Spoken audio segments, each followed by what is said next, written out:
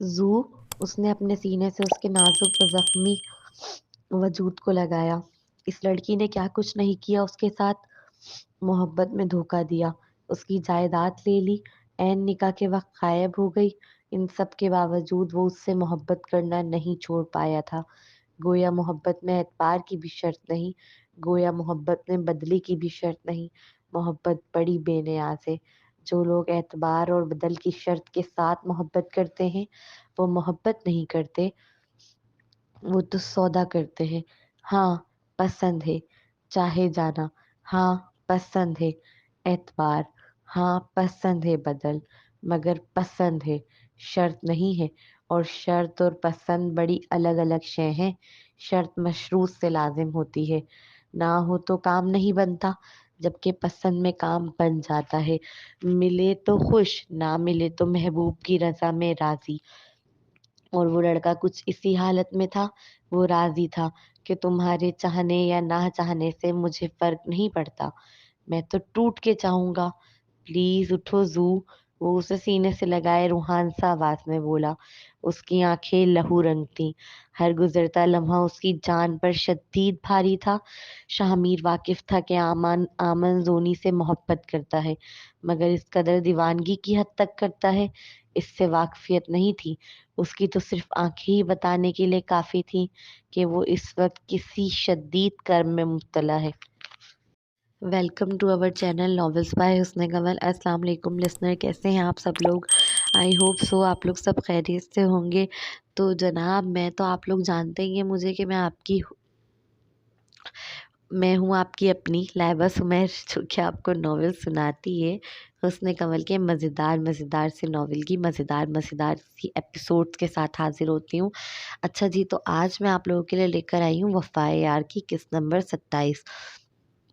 یقیناً آپ لوگوں کو بھی اس کا بہت شدت سے انتظار ہوگا، جس طرح سے مجھے بہت شدت سے انتظار تھا۔ تو مجھے لگتا تھا کہ آمن کو آ جانا چاہیے اپنی زو کے پاس۔ تو چلیے آئیے دیکھتے ہیں کہ آمن پہنچتا ہے یا نہیں پہنچتا ہے، کیا ہوتا ہے، آمن پہنچتا ہے یا نہیں پہنچتا ہے، کیا ہوتا ہے، کہانی کس طرف جا رہی ہے۔ آمن کو زو سے ملائے گی کہ شاہ میر کو مریم سے الگ کرے گی، یا ان دونوں میں محبت پیدا ہوگی، آلیان اور زو کا کپل بنے گا، یا شہروز اور عافیہ ملتے ہیں، یا کیا کہانی میں چینجنگ ہوتی ہیں۔ تو یہ تو ہمیں جب ہی پتہ چلے گا کہ کہانی کس طرف جا رہی ہے، جب ہم اس کہانی کو پڑھیں گے سنیں گے۔ اس طرح سے تو ہمیں نہیں پتہ چل سکتا نا۔ تو چلیے آئیے اسٹارٹ کرتے ہیں۔ شاہ میر پیچھے ہٹ جاؤ، اس بار آواز اس کے والد کی تھی۔ اس نے پیچھے پلٹ کر دیکھا تو ابراہیم بخش، اس کے والد، اور فیض بخش سب اسے ہی گھور رہے تھے۔ وہ بھی جانتا تھا کہ زونی کی مدد کرنا اس وقت ایسا ہی ہے جیسے ان کے مخالف کھڑے ہو جانا۔ اس نے ایک بار پھر زونی کی جانب دیکھا۔ وہ رسیوں سے بندھی لڑکی ایک وقت اس کا کرش تھی۔ مانا آج وہ اپنے دل میں اس کے لیے وہ جذبات نہیں پا رہا تھا، لیکن پھر بھی اسے اس حال میں چھوڑ کر جانے کے لیے راضی نہیں تھا۔ دادا، میں زونی کا منگیتر ہوں اور میں چاہتا ہوں آپ زونی کو میرے حوالے کر دیں۔ شاہ میر کشمکش میں مبتلا تھا اس لمحے، اس کے باوجود اس نے زونی کو کھولنے سے اپنے ہاتھ نہ روکے۔ احسن بخش غصے سے شاہ میر کی جانب بڑھے تو شہروز ان کے راستے میں آ کر اپنے دادا کی جانب مخاطب ہو کر تیزی سے بولا، میں خود سنبھال لوں گا دادا، مجھ پر بھروسہ کریں۔ اس نے جیسے خود پر اعتماد دلانے کی کوشش کی تھی، جو بہت ضروری تھا اس لمحے۔ شہروز، عقل کے ناخن لو، یہ اب پہلے جیسی نہیں رہی، یہ بھاگی ہوئی ہے 2 سال سے، نہ جانے کہاں کہاں اس نے اپنا منہ کالا کیا ہے۔ تم اب بھی اسے اپنی منگیتر کہہ رہے ہو؟ احسن صاحب شہروز کو دیکھ کر برہمی سے سمجھانے لگے۔ ہاں ابا، شہروز کو زونی کی ذمہ داری سونپ دیں۔ زونی کو رسیوں سے آزاد کر اپنے ساتھ لگا کر کھڑا کرتا شاہ میر اپنے والد کی جانب دیکھتے نرمی سے گویا ہوا۔ زونی اور فہیم بخش دونوں نے اسی لمحے اس بات کو نوٹ کر لیا تھا کہ شہروز یا شاہ میر میں سے کسی ایک نے بھی زونی کے لیے باندھی کا لفظ استعمال نہیں کیا تھا، صرف ذمہ داری مانگی تھی اس کی۔ مریم نے بڑی مشکل سے آلیان کی رسی کھول دی تھی۔ وہ نیچے گرتا اس سے پہلے ہی مریم نے اسے اپنے وجود کے سہارے سے سنبھالا۔ باقی سب کا دھیان تو زونی پر تھا، مگر شاہ میر ان سب میں بھی اپنی بیوی کو نہیں بھولا تھا۔ اس نے پلٹ کر دیکھا تو مریم کو آلیان کے بے سدھ جسم کو سنبھالتا ہوا پایا۔ اسے یہ منظر بہت دل خراش لگا۔ ہاں بیٹھو، میں تمہارے لیے پانی لاتی ہوں۔ مریم نے اسے آرام سے درخت سے ٹیک لگا کر بٹھایا اور تیزی سے اس کے لیے پانی لانے گئی۔ فائز رانا کو اپنا بنا بنایا کھیل شہروز کے ہاتھوں میں جاتا نظر آیا۔ ابا حضور، یہ تو پھر ناانصافی ہے گاؤں کی لڑکیوں کے ساتھ۔ اپنی پوتی اور گاؤں کی لڑکیوں میں آپ فرق کر رہے ہیں۔ میں تو یہی کہوں گا، اگر آپ نے شہروز کے ہاتھ میں زونی کا ہاتھ دیا تو… فائز رانا نے دانستہ طور پر ابراہیم بخش کو بھڑنا شروع کر دیا تھا۔ ہم نے ابھی کوئی فیصلہ نہیں سنایا ہے، اس لیے فائز رانا اپنے الفاظ بچا کر رکھو۔ ابراہیم بخش اس کی جانب دیکھ برہمی سے روبدار انداز میں ایک ایک لفظ چتاتے ہوئے گویا ہوئے۔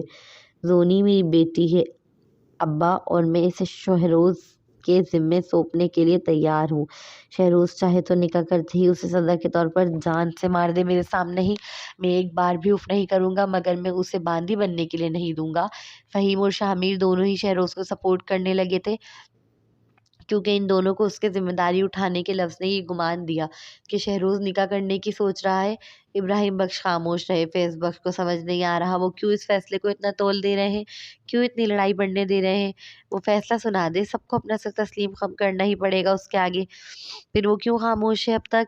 تم ٹھیک ہو؟ عالیان کے منہ سے اس نے پانی کا گلاس لگا دیا تھا۔ اس کے پانی پیتے ہی مریم فکر مندی سے پوچھنے لگی، ہاں یہ لو، لوگ کون ہیں اور تم انہیں کیسے جانتی ہو؟ گہرے گہرے سانس لیتے ہوئے بمشکل اس نے سوال کیا۔ یہ میرا ددھیال ہے۔ اس کا جواب سنتے ہی عالیان اسے حیرت سے دیکھنے لگا۔ کیا یہ جاہل لوگ؟ وہ بے ساختہ ہی بول اٹھا تھا۔ یہ صرف جاہل ہی نہیں، ایک نمبر کے کنجر ہیں۔ وہ دانت پیستے ہوئے ابراہیم بخش اور ان کے پاس کھڑی شاہین بیگم کو دیکھتے ہوئے بولی، فی الحال یہ ان باتوں کا وقت نہیں ہے عالیان، تمہیں یہاں سے نکلنا ہوگا، ورنہ یہ لوگ تمہیں مار دیں گے۔ زونی کا فیصلہ چاہے جو بھی ہو، تمہارا فیصلہ صرف موت ہے ان کے نزدیک۔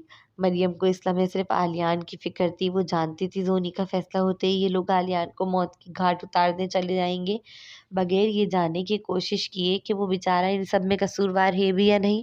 مریم یہاں کے اندھے قانون کو بخوبی جانتی تھی۔ زونی کے لیے خاندان کے مرد ایک دوسرے سے لڑنے کے لیے تیار کھڑے تھے، بیٹا باپ کے مقابل آیا ہوا تھا۔ ایسا کبھی نہیں ہوا تھا اس حویلی میں پہلے۔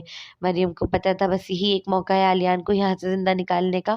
وہ لوگ ایک دوسرے سے لڑنے میں مشغول تھے، ان کی توجہ عالیان کی جانب کم تھی، یا شاید وہ مطمئن تھے کہ عالیان یہاں سے کیسے نہیں بھاگ سکتا۔ نہیں، میں زونی کو اس حال میں چھوڑ کر نہیں جا سکتا، یہ جاہل لوگ مار دیں گے اسے۔ وہ تیزی سے رد میں بولا تھا، مانا اس کے جسم میں طاقت نہیں تھی ان لوگوں سے لڑنے کی، مگر وہ پھر بھی زونی کو ان لوگوں کے بیچ چھوڑ کر جانے کے لیے تیار نہ تھا۔ زونی کی فکر مت کرو عالیان، اس کا باپ اور کزن ہے لڑنے کے لیے، تم صرف اپنی فکر کرو اس وقت۔ مریم اسے سمجھانے لگی، چلو ایسے میں تو یہ لوگ آپس میں لڑ رہے ہیں، ہم یہاں سے نکل چلتے ہیں۔ مریم نے اس کا ہاتھ پکڑ کر تیزی سے کہا۔ وہ کبھی نہ تیار ہوتا اگر مریم نے اس کا ہاتھ نہ تھاما ہوتا۔ یہ وہ ہاتھ تھا جس کی خواہش میں وہ 2 سال سے تڑپ رہا تھا۔ آج جب اس لڑکی نے ہاتھ تھاما تو وہ کیسے چھڑا لیتا؟ مریم نے نہیں پوچھا اس سے کہ اس کا اور زونی کا کیا رشتہ ہے، کیونکہ نہ تو اس کے پاس وقت تھا ان باتوں کو سوچنے کا، اور نہ ہی وہ سوچنا چاہتی تھی۔ عالیان اس کے لیے آج بھی اس کے چھوٹے بھائی کی جیسا تھا۔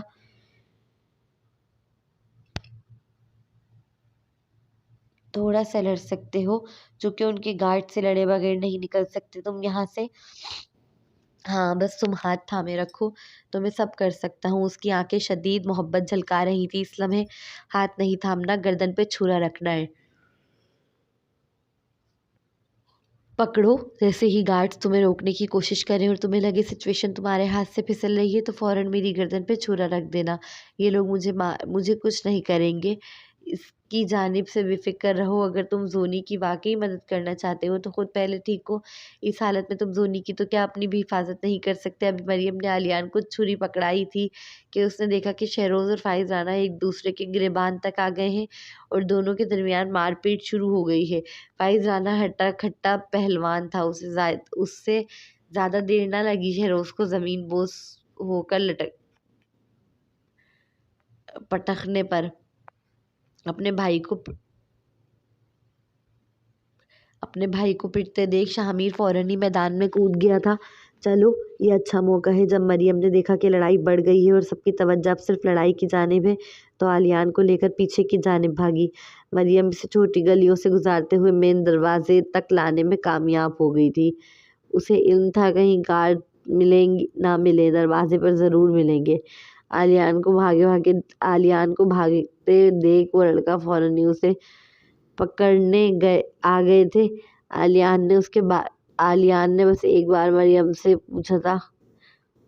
عالیان نے بس ایک بار مریم کا چہرہ دیکھا اور وہ اس کے لیے بہت پریشان تھی۔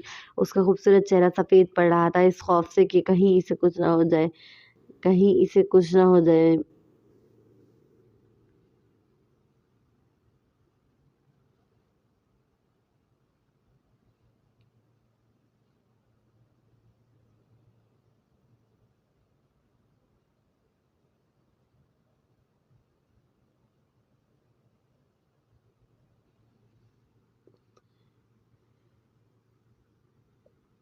عالیان نے بس ایک بار مریم کا چہرہ دیکھا، وہ اس کے لیے بہت پریشان تھی۔ اس کا خوبصورت چہرہ سفید پڑ رہا تھا، اس خوف سے کہ اسے کہیں کچھ ہو نہ جائے۔ وہ آج بھی فکر کرتی ہے میری، اسے مجھ سے نفرت نہیں ہے۔ ہاں، مریم مجھ سے نفرت نہیں کرتی۔ یہ جملے بڑبڑاتے ہوئے چہرے پر ایک دل فریب مسکراہٹ سجائے ان گارڈز کی جانب بے خوف ہو کے بڑھا، جیسے ایک نئی روح پھونک آئی ہو اس کے جسم میں۔ ان گارڈز نے عالیان کو ہلکے میں لیا تھا کیونکہ ان کے نزدیک وہ پہلے ہی بہت زخمی حالت میں تھا، مگر صرف تھوڑی ہی دیر لگی تھی کہ انہیں اپنی سوچ پر پچھتاوا ہونے لگا۔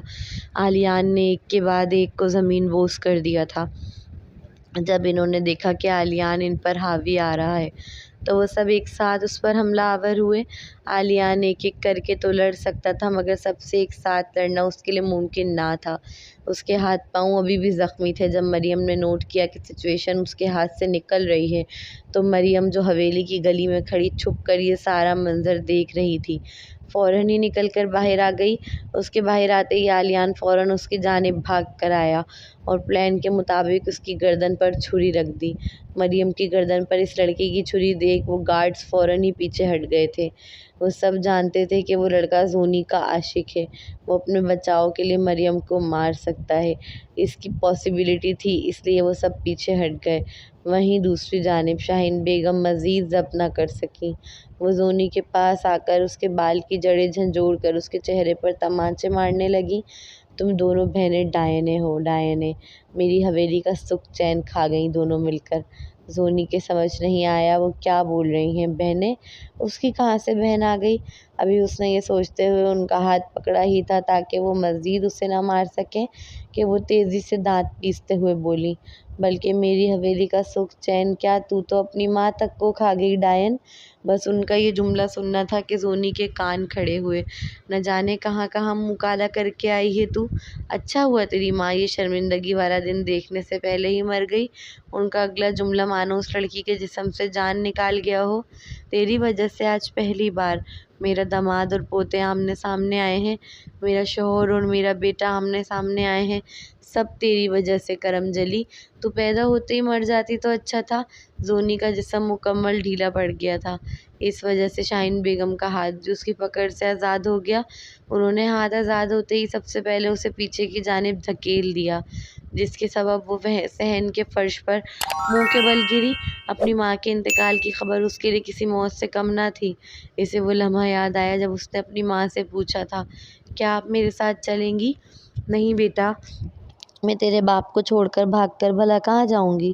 وہ اداسی سے کہہ کر مسکرا دی تھی۔ مگر میں بھاگنا چاہتی ہوں یہاں سے، میرا دم گھٹتا ہے ان لوگوں میں۔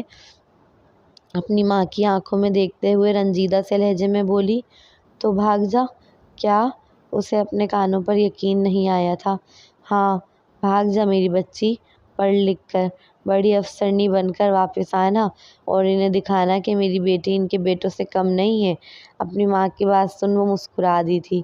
ویسے کم تو میری بیٹی ابھی بھی نہیں ہے، مگر افسرنی بنے گی تو بات الگ ہوگی۔ ان کی بات سن اس نے الفت محبت سے سرشار ہو کر فوراً ہی اپنی ماں کے ہاتھ چومے تھے۔ تب وہ سوچتی تھی کہ ساری جائیداد بیچ کر وہ اپنی ماں کے ساتھ ایک خوشحال زندگی گزارے گی، ایسی زندگی کہ کوئی افسرنی بھی کیا گزارے۔ مگر حقیقت اس کے کس قدر برعکس تھی۔ آج وہ اس قدر صدمے میں تھی کہ شاہین بیگم نے اسے پاؤں سے ٹھوکر ماری مگر اسے محسوس تک نہ ہوئی۔ اس کے لیے جیسے دنیا ختم ہو گئی تھی۔ آج اس کے جینے کا مقصد ختم ہو گیا تھا۔ وہ اپنی ماں کا فخر بننا چاہتی تھی ہمیشہ سے۔ اس کا جسم بالکل بے جان ہو گیا۔ آنکھیں سونی اور ویران۔ وہ تو وہ بدنصیب تھی جسے آخری بار اپنی ماں کا دیدار تک نصیب نہیں ہوا تھا۔ ہاتھ مت لگائیں اسے، شاہین بیگم جیسے اسے آج مار مار کے ہی ختم کر دینا چاہتی تھی۔ وہ جاہل عورت نہیں دیکھ رہی تھی کہ اس کی لاتیں کہاں لگ رہی ہیں، وہ بس اندھا دھند مارے چلی جا رہی ہے، اور وہ لڑکی چپ چاپ کھا رہی تھی۔ اس کے پیٹ کے مقام سے خون تیزی سے رسنے لگا، حتیٰ کہ فرش پر پھیلا۔ اس کے ہونٹ گال پھٹ چکے تھے، ان سے خون نکلتا الگ ہی نمایاں تھا۔ وہ لڑکی اس قدر بری حالت میں تھی کہ کوئی بھی اسے دیکھ کر ترس کھا جاتا، مگر اس کی اپنی دادی کھانے کے لیے تیار نہ تھی۔ فہیم زندگی میں دوسری بار ان کے اور ابراہیم بخش کی آنکھوں میں آیا تھا، پہلے کومل کے لیے اور آج اپنی بیٹی زونی کے لیے۔ انہوں نے کومل کو بے دردی سے گلا گھونٹ کر اپنے ہاتھوں سے مار دیا تھا، ہسپتال میں، جہاں وہ سیڑھیوں سے گرنے کے بعد بھی زندہ بچ گئی تھی، اور اب وہ زونی کو بھی مارنے کے لیے تیار کھڑی تھی۔ انہیں نہیں خبر مریم کہاں سے آئی، مگر اگلے ہی لمحے وہ مکمل زونی پر چھا گئی تھی، جیسے کوئی بڑی بہن اپنی چھوٹی بہن پہ قربان ہونے چلی آئی ہو۔ اسے علم تھا کہ وہ شاہین بیگم سے نہیں لڑ سکتی، اس کے باوجود وہ اپنی بہن کے لیے لڑنے آئی تھی۔ تو ہٹ اس کے پاس سے۔ زونی کی تائی رانی بیگم فوراً ہی آ کر مریم کو بالوں سے پکڑ کر کھینچتی ہوئی زونی سے دور لے گئیں۔ ایک طرف مردوں کی لائی تول پکڑ رہی تھی تو دوسری جانب شاہین بیگم زونی کو مارنے پہ تل آئی تھیں، اور اس کام میں ان کا ساتھ رانی بیگم دینے لگی۔ مریم نے جیسے تیسے کر کے خود کو رانی بیگم کی پکڑ سے آزاد کرانے کی کوشش کر رہی تھی کہ اس کی ساس بھی آ کر اسے پکڑ کر کھڑی ہو گئی تھی۔ شاہ میر کی ماں تو چاہتی ہی یہی تھی کہ زونی مر جائے اور فہیم کی جائیداد کا سارا حصہ مریم کو مل جائے، تاکہ جائیداد کا سب سے بڑا حصہ ان کے بیٹے شاہ میر کے پاس ہو۔ امی چھوڑیں مجھے، وہ مار دیں گی زونی کو، وہ بے بسی سے چیخی۔ مریم بہت دبلی پتلی سی لڑکی تھی، جبکہ اس کی ساس اور رانی بیگم دونوں ہی صحت مند عورتیں، ان سے اس نازک جان کا کیا مقابلہ۔ یہ سارا تماشا ابراہیم بخش آرام سے بیٹھ کر دیکھ رہا تھا۔ فیض بخش کو آج اپنے باپ کی سمجھ نہیں آ رہی تھی، آخر وہ چاہ کیا رہا تھا، کیوں وہ یہ سب روک نہیں رہا تھا۔ فائز رانا اسی کی شے پر اچھل رہا تھا، ورنہ اس کی مجال نہیں تھی کہ ابراہیم بخش کے پوتوں کے منہ کو آتا۔ شاہ میر نے فائز کو چت کر ڈالا تھا مار مار کر، اگر فیض بخش اور اس کی پھپھو اسے نہ روکے تو یقیناً آج اسے جان سے ہی مار دیتا۔ وہ لڑکی بے جان جسم و پتھریلی آنکھوں کے ساتھ اپنے سامنے کا منظر دیکھ رہی تھی۔ اسے نہیں علم وہ اور کتنی دیر جینے والی تھی، یا کتنی دیر اور برداشت کر سکتی تھی، مگر یہ سکون تھا دل کو کہ بہت جلد اپنی ماں سے مل لے گی، جس سے ملنے کی خواہش میں اس کا دل تڑپ رہا تھا۔ آہستہ آہستہ اس کی آنکھوں کے آگے دھندلا پن چھانے لگا۔ اپنی ماں کو ایک اچھی زندگی دینے کا خواب تو کجا، وہ تو ان کے خواب کے مطابق افسرنی بھی نہ بن سکی، اور یہ سوچتے ہوئے اس کی آنکھیں بند ہو گئیں۔ دادی! اچانک ایک گرجدار آواز پورے صحن میں گونجی۔ سب کی توجہ اس کی آواز کی جانب از خود ہی مرکوز ہو گئی تھی۔ کالے کرتے میں ملبوس وہ نوجوان لمبے قدم بڑھتا تیزی سے اس بے جان لڑکی کے پاس آیا تھا۔ زو زو! آنکھیں کھولو زو! اسے دیکھتے ہی شاہین بیگم مارے حیرت کے خود ہی پیچھے ہٹی۔ شاہ میر، شہروز، فہیم اور باقی سب مرد حضرات کی توجہ آمن کے چیخنے پر اب جا کر زونی کی جانب آئی تھی۔ ابراہیم بخش کے چہرے پر آمن کو دیکھتے ہی پراسرار مسکراہٹ ہونٹوں کے کناروں پر بکھر آئی۔ زو! میں نے کہا آنکھیں کھولو زو! اس کے زخمی جسم کو اپنی باہوں میں بھر کر وہ روتے ہوئے چیخنے لگا۔ ماضی کی یاد۔ عافیہ کو چھوڑنے کے بعد وہ واپس زونی کو لینے آلیان کے مینشن آ گیا تھا، مگر وہاں کے حالات دیکھ اس کے اوسان قطع ہوئے۔ دانش، جو وہاں پہ زخمی حالت میں پڑا تھا، اس نے بتایا کہ کچھ لوگ آئے تھے زونی کو لے جانے۔ آلیان اسے بچانے کے لیے بہت لڑا، مگر انہوں نے فائر کرنا شروع کر دیے۔ وہ زونی کو اپنے ساتھ اٹھا لے گئے، اور ساتھ ساتھ آلیان کو بھی۔ دانش کی بات سننے کے بعد آمن بخوبی جانتا تھا کہ یہ کام کون کر سکتا ہے۔ اس کا ڈر سامنے آیا تھا۔ وہ لوگ آخر زونی کو پکڑ کر لے گئے تھے۔ وہ دانش کے ساتھ ہی حویلی پہنچا۔ گاڑی میں آمن کو بیٹھا دیکھ چوکیداروں نے فوراً ہی دروازہ کھول دیا تھا۔ جب ان کی گاڑی اندر داخل ہوئی تو انہوں نے مریم اور آلیان کو ایک ساتھ پایا، کچھ اس حالت میں کہ آلیان کی چھری مریم کی گردن پر تھی۔ دانش نے آمن کو بتا دیا تھا راستے میں کہ علیان کی گاڑی کا زونی نے نقصان کیا تھا، جس کی بھرپائی کرنے کے لیے وہ اس کے گھر میں جھاڑو پوچھے کا کام کرتی ہے۔ آمن کو کوئی دھچکا نہیں لگا یہ جان کے کہ علیان ایک جوان لڑکا ہے، نہ کہ کوئی 12 سالہ بچہ، کیونکہ وہ زونی کی شخصیت سے بخوبی واقفیت رکھتا تھا اور زونی کے جھوٹ اس کے لیے کوئی نئی بات نہیں تھے، کیونکہ علیان نے مدد کی تھی زونی کو بچانے میں۔ اس لیے علیان کو یہاں سے نکالنا آمن کو اپنا فرض معلوم ہوا۔ دانش کو گاڑی سمیت دیکھتے ہی علیان کی آنکھیں چمکی تھیں۔ سب پیچھے ہٹ جاؤ۔ وہ اپنے ساتھ گارڈز لے کر آئے تھے، لیکن ان کی ضرورت نہ پڑی۔ صرف آمن کے کہتے ہی وہ سب علیان سے خود ہی پیچھے ہٹ گئے۔ علیان کو گاڑی میں بٹھا کر وہ وہیں کھڑا رہا، حتیٰ کہ ان کی گاڑی آنکھوں سے اوجھل ہو گئی، کیونکہ اسے ڈر لاحق تھا کہ کہیں ایسا نہ ہو کہ وہ اندر چلا جائے اور لوگ پھر علیان کو پیچھے سے پکڑ لیں، جبکہ مریم تیزی سے اندر واپس بھاگ گئی تھی، کیونکہ اسے اپنے شوہر کی فکر لاحق تھی۔ وہ اپنے شوہر کو فائزانہ سے لڑتا ہوا دیکھ کر آئی تھی۔ اگر آمن کو علم ہوتا کہ اس کی ہر ایک لمحے کی دیری زونی کو موت کے قریب پہنچا رہی ہے تو یقیناً وہ وہاں نہ رکتا۔ حال آمن میرا بیٹا۔ آمن کو دیکھتے ہی رانی بیگم فوراً ہی مریم کو چھوڑ تیزی سے اپنے بیٹے کی جانب لپکی تھی۔ فیض بخش کی بھی آنکھیں چمک اٹھی تھیں۔ اپنے بیٹے کو 2 سال بعد واپس حویلی میں یوں اچانک دیکھ اس نے قسم کھائی تھی وہ دوبارہ یہاں نہیں آئے گا، مگر وہ آیا۔ اسے تو آنا ہی تھا، آخر اس کی جان پر جو بنائی تھی۔ زو آنکھیں کھولو زو۔ اسے اپنے ارد گرد کسی کی پرواہ نہیں تھی، پرواہ تھی تو صرف اس لڑکی کی جو بے جان سی اس کی باہوں میں پڑی تھی۔ اس کے جسم کا وہ کون سا حصہ تھا جو زخمی نہ تھا؟ گاؤں کی لڑکیوں کو تو پھر باندھی بنایا جاتا ہے، مگر اس بیچاری کو تو جانوروں کی طرح مارنے پر تل گئے تھے۔ دور رہیں۔ رانی بیگم ابھی اس کے گلے لگتی اس سے پہلے ہی وہ ان کی جانب نظر اٹھا کر نفرت سے دیکھ کدورت بھرے لہجے میں بولا۔ زونی آنکھیں نہیں کھول رہی تھی، جس کی وجہ سے وہ ڈر گیا تھا۔ زونی، شامیر فوراً ہی اس کے پاس آیا تھا، پیچھے پیچھے شہروز بھی۔ گاڑی نکالو جلدی، اسے ہسپتال لے کر جانا ہوگا، آمن نے شامیر سے مخاطب ہو کر اجلت سے کہا، تو وہ تیزی سے اسبات میں سر ہلا کر باہر کی جانب جانے لگا۔ آمن اس بے جان گڑیا کے زخمی وجود کو اپنی باہوں میں بھر کر کھڑا ہوا، اسے ہسپتال لے جانے کی نیت سے۔ رک جاؤ، کس نے اجازت دی تمہیں ہماری پوتی کو یہاں سے لے جانے کی؟ ابراہیم بخش اپنے مقام سے کھڑے ہو کر آمن کی جانب دیکھ سنجیدگی سے پوچھنے لگے۔ ان کی بات سن شامیر کے قدم بھی از خود رکے۔ وہ جانتا تھا ابراہیم بخش کی اجازت کے بغیر زونی کو ہسپتال نہیں لے جا سکتے، اور کسی طرح لے بھی گئے تو ہسپتال والے نہیں لیں گے۔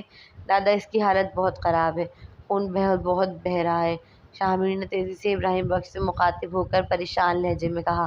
آپ روک سکتے ہیں تو روک لیں، اس سے قبل ابراہیم بخش اپنی شرط رکھتے۔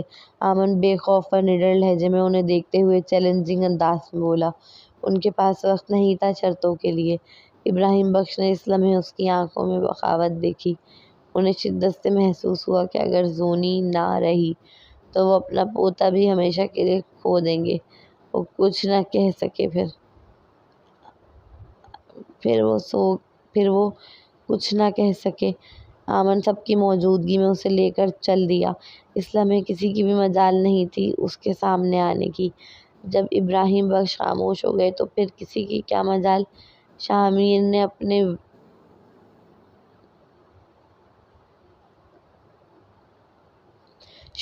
اپنے دادا کی خاموشی کو سمجھتے ہوئے آمن کی گاڑی نکالنے میں مدد کی۔ اگلا سین شامیر گاڑی ڈرائیو کرتے ہوئے بیک ویو مرر سے مسلسل اس نوجوان کو دیکھ رہا تھا، جس کا چہرہ سفید پڑ گیا تھا۔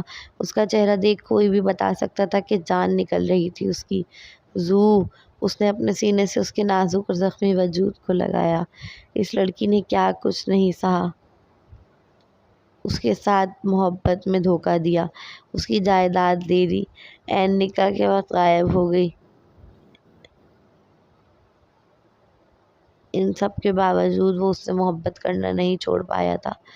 گویا محبت میں اعتبار کی بھی شرط نہیں، گویا محبت میں بدلے کی بھی شرط نہیں۔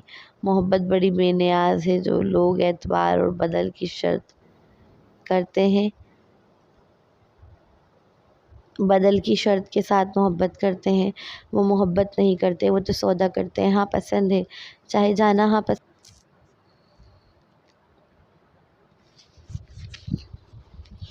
ہاں پسند ہے اعتبار، ہاں پسند ہے بدل، مگر پسند ہے شرط نہیں ہے، اور شرط اور پسند بڑی الگ الگ شے ہیں۔ شرط مشروط سے لازم ہوتی ہے، نہ ہو تو کوئی کام نہیں بنتا، جبکہ پسند میں کام بن جاتا ہے۔ ملے تو خوش، نہ ملے تو محبوب کی رضا میں راضی۔ اور وہ لڑکا کچھ اسی حالت میں تھا، وہ راضی تھا کہ تمہارے چاہنے یا نہ چاہنے سے مجھے فرق نہیں پڑتا، میں تو ٹوٹ کے چاہوں گا، پلیز اٹھو زو۔ اسے اپنے سینے سے لگائے روحان سا آواز میں بولا۔ اس کی آنکھیں لہو رنگ تھیں، ہر گزرتا لمحہ اس کی جان پر شدید بھاری تھا۔ شامیر واقف تھا کہ آمن زونی سے محبت کرتا ہے، مگر اس قدر دیوانگی کی حد تک کرتا ہے، اس سے واقفیت نہیں تھی۔ اس کی تو صرف آنکھیں ہی بتانے کے لیے کافی تھیں کہ وہ اس وقت کس قدر شدید کرب میں مبتلا ہے۔ اگلا سین: ڈاکٹر وہ کیسی ہے اب؟ کیا میں اس سے مل سکتا ہوں؟ ڈاکٹر کے باہر آتے ہی وہ حسین نوجوان تیزی سے بے صبرا ہو کر پوچھنے لگا۔ تشدد کے بہت نشانات ہیں ان کے جسم پر، زخم بھرنے میں تو وقت لگے گا، ابھی ہوش نہیں آیا ہے انہیں۔ ڈاکٹر نے گہرا سانس لے کر مگر نپے تلے انداز میں جواب دیا۔ آمن اور شامیر دونوں ہی ڈاکٹر کی حالت سے سمجھ گئے تھے کہ وہ خوفزدہ ہے، اس لیے صحیح طرح کھل کر نہیں بیان کر رہا زونی کی حالت کو۔ میں ڈسٹرب نہیں کروں گا اسے، بس اس کے پاس بیٹھا رہوں گا۔ کیا میں اندر جا سکتا ہوں؟ شامیر اس لمحے صرف آمن کی بے صبری دیکھ رہا تھا، وہ اتنا بے صبر تو کبھی نہ تھا۔ جی ڈاکٹر، آہستگی سے کہہ کر وہاں سے چل دیے تھے۔ وہ اندر داخل ہوا تو وہ لڑکی بیڈ پر سوتی ہوئی نظر آئی۔ وہ تو ہنستی مسکراتی چلبلی سی زونی کو دیکھنے کا عادی تھا، یہ والی زونی اسے اذیت دے رہی تھی۔ چیئر پر اس کے پاس آ کر بیٹھ گیا، کچھ دیر تک اس کے زخمی چہرے کو دیکھتا رہا۔ شدت سے دل تڑپ رہا تھا اس کی حالت دیکھ۔ آہستگی سے اس کا ہاتھ پکڑا۔ زو جلدی اٹھ جاؤ، اگر زیادہ ناٹک کرو گی نا تو یہیں چھوڑ کر چلا جاؤں گا تمہیں، پھر آنا دیوار پھلانگ کر بندریوں کی طرح۔ ابھی وہ اس سے باتیں کر ہی رہا تھا کہ اس کا سیل رنگ ہوا۔ اسکرین پر نیو نمبر تھا، اس نے کال ریسیو کی، سیل کان سے لگایا تھا۔ اس کے کچھ لڑکے کمرے میں بے دھڑک داخل ہوئے۔ وہ بات کرنا بھول ان لڑکوں کو دیکھنے لگا تھا۔ بڑے صاحب کا حکم ہے زونی بی بی کو حویلی پہنچانا ہے۔ ان میں سے ایک نوجوان آگے آ کر آمن کی جانب دیکھ گویا ہوا، یہاں سے باہر دفع ہو، اس سے پہلے کہ میں تم لوگوں کو اٹھا کر پھینکوں۔ وہ غصے کی شدت سے دھواں دھواں ہوتے اچانک چنگھاڑا۔ ہم بی بی جی کو لے لیے بغیر نہیں جا سکتے بابا۔ وہ دوبارہ بولا تو آمن کی آنکھوں میں خون اتر آیا۔ لڑنے کی مت سوچنا آمن بخش، ان کے ہاتھوں میں گنیں ہیں اور نشانہ زونی ہے۔ ابھی وہ سیل کو کان سے ہٹاتا، اس سے قبل ہی دوسری سمت سے روبدار آواز اس کے کانوں کی سماعت سے ٹکرائی۔ اس نے اپنے الٹے ہاتھ سے مٹھی مضبوطی کے ساتھ بھینچی، اس قدر مضبوطی سے کہ اس کی بھری نسیں ابھر آئیں۔ میں آ رہا ہوں، ہم بات کرتے ہیں، اسے ٹریٹمنٹ کی ضرورت ہے ابھی، اسے یہیں رہنے دیں۔ نہیں، جیسے لے کر گئے تھے ویسے ہی لے کر واپس آؤ اسے۔ دادا کیوں اسے ہماری لڑائی میں گھسیٹ رہے ہیں؟ آپ کو کیا لگتا ہے میں نہیں جانتا کہ زونی کو 2 سال تک ڈھیل دینے والے آپ ہی تھے؟ اسے لگتا ہے وہ مجھ سے اتفاقی طور پر ملی، جبکہ میں اچھے سے جانتا ہوں آپ تھے، آپ نے اسے مجھ تک پہنچایا۔ وہ دانت پیستے ہوئے بولا تو دوسری سمت کچھ لمحوں کے لیے خاموشی چھائی۔ موبائل پر ہی ساری باتیں کرو گے؟ آ جاؤ، ساتھ بیٹھ کر چائے پیتے ہیں۔ دوسری جانب سے تحمل سے جواب آیا۔ اس کا تو جواب، اس کا خون جلا گیا۔ اس نے آنکھیں ایک لمحے کے لیے بند کی، غصہ جیسے قابو نہ آ رہا ہو۔ باہر انتظار کرو میرا، اور آئندہ منہ اٹھا کر کمرے میں مت چلے آنا، بی بی جی کو لیے بغیر ہم نہیں جا سکتے۔ وہ لڑکا پھر بولا تو آمن کا شدت سے دل چاہا کہ اس کا گلا دبا دے، لیکن وہ جانتا تھا کہ وہ مجبور ہے، وہ وہی کر رہا ہے جو پیچھے سے اسے آرڈر ملا ہے۔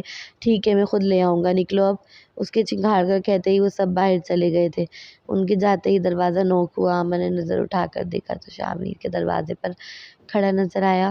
گاؤں میں رہ کر دادا سے نہیں لڑ سکتے تم، یہ بات سمجھ لو۔ شامیر نے اسے نصیحت کی تو اس نے کچھ نہ کہا، وہ صرف زونی کا چہرہ دیکھتا رہا۔